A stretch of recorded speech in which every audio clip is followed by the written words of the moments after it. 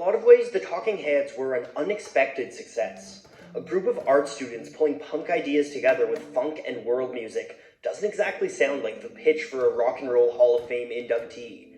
But somehow it worked. Their ability to mix general weirdness with relevant social commentary was unparalleled. And despite how strange their music was at times, they were able to create pop hooks that turned into earworms and stuck in listeners' heads for days on end. And I think there's one song that best pulls all of this together. Once in a Lifetime. Let's take a closer look.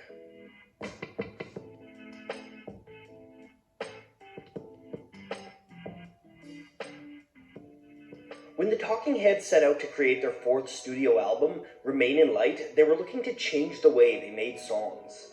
Instead of just having David Byrne write everything, the band wanted a more democratic process. And so they tried something they never had before. Inspired by Afrobeat legend Fela Kuti, the instrumentalists in the band recorded a number of jams. These jams used I Zimbra from their 1979 album Fear of Music as a starting point.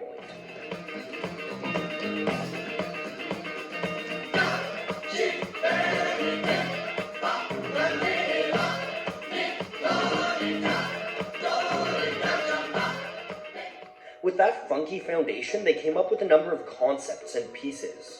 One of these songs, working titled Right Start, would become the groundwork for Once in a Lifetime.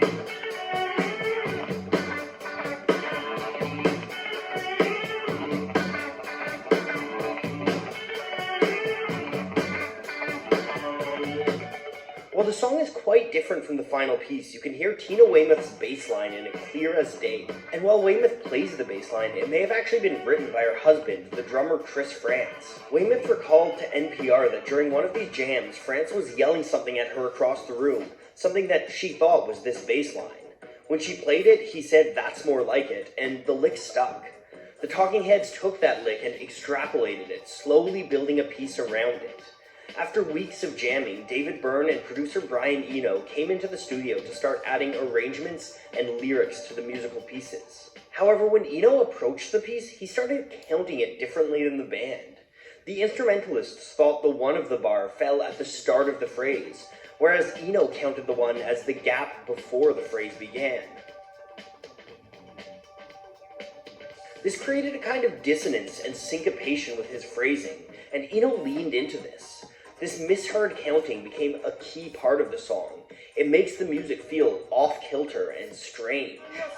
Living in a shotgun shack, and you may find yourself in another part of the world. But the same thing that gives the song its musical strength makes it difficult to write to. Eno nearly scrapped the track entirely, but Byrne insisted that he could find lyrics that would work. This determination eventually led to a breakthrough for Eno, where he wrote a call-and-response chorus melody.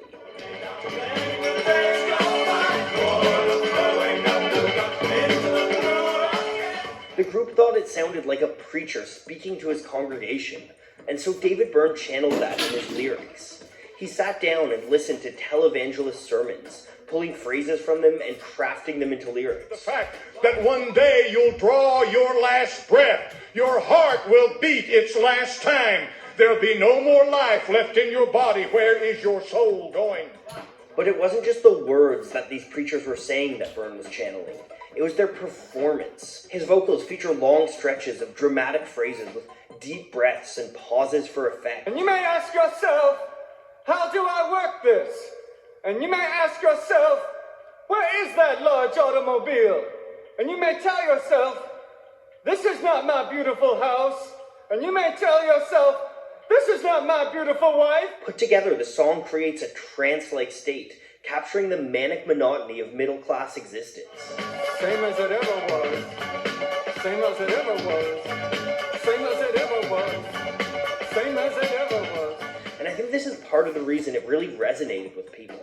The lyrics explore what it feels like to fall into mindless repetition, watching your life fly by as routine takes over. This is even reflected in the music of the song, with relentlessly repeating keyboard and bass.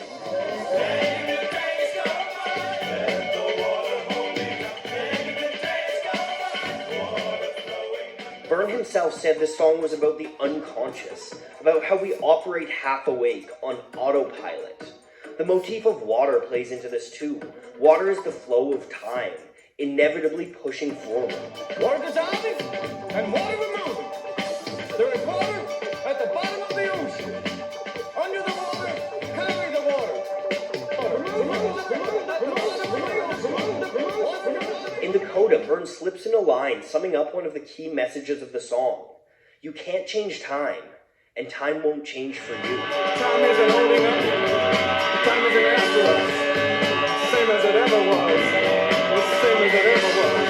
Same as it ever was. Upon release, Once in a Lifetime found modest success, reaching number 14 on the UK singles chart, but failing to crack the charts in the US. Shortly after, though, it grew a cult following thanks to MTV.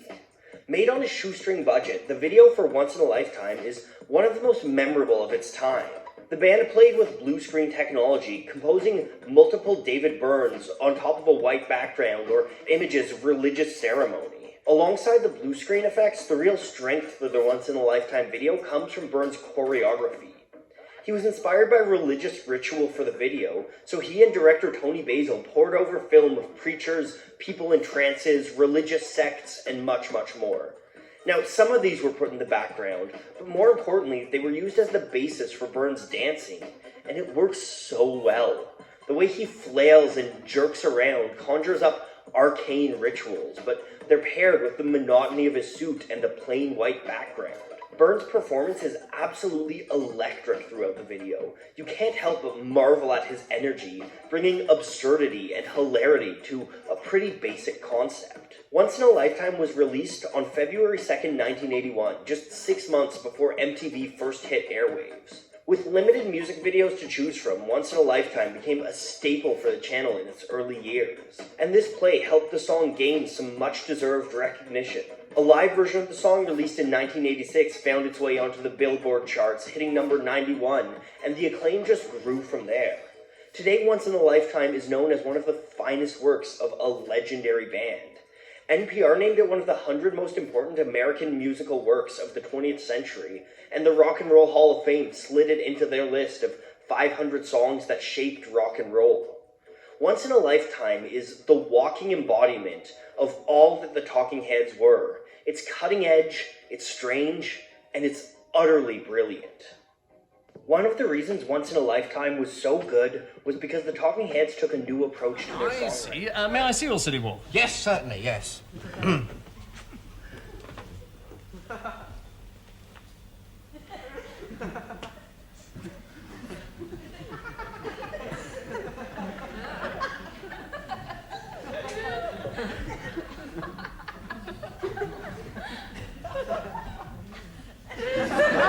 That's it, is it? Yes, that's it, yes. It's not particularly silly, is it? I mean, the right leg isn't silly at all, and the left leg merely does a forward aerial half-turn every alternate step. Yes, but I think with government backing, I could make it very silly. Mr. Pewdie, the very real problem is one of money. I'm afraid that the Ministry of City is no longer getting the kind of support that it needs. You see, there's defence, social security, health, housing, education, city walks. They're all supposed to be excellent. But last year, the government spent less on the Ministry of City Walks than it did on national defence. Now, we get £348 million a year, which is supposed to be spent on all our available products. Coffee? Yes, please. Mrs. Two Lumps, would you bring us in 2 coffees, please? Yes, Mr. Teabag. Out of a mind. Now, the Japanese have a man who can bend his leg back over his head and back again with every single step, while the Israelis have here's the coffee.